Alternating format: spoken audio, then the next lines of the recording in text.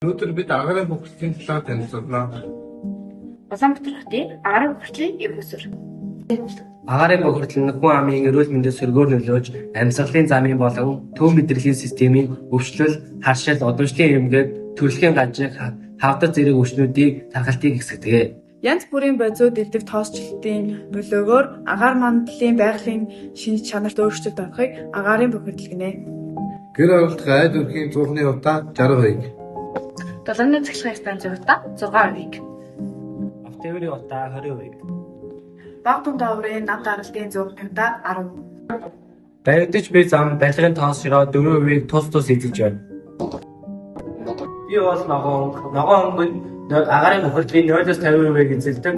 Ногоон бусад агарын ямар ч бохирдол байхгүй.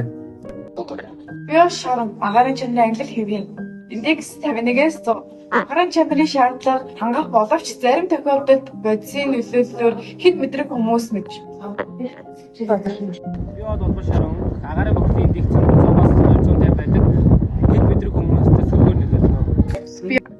Би бол яхан 100 цагийн тохиолдолд агарын чанарын индекс 221-ээс 400. Нийт хүн амын эрүүл мэндэд даацлын нөлөө өгүүлнэ. Би бол бүрэн их бүхэлдтэй 401-ээс 500. Удаан хугацаагаар дандаа байхад нийт хүн амын эрүүл мэндэд мэдэгдэхэд сөргөөр үзүүлсэн.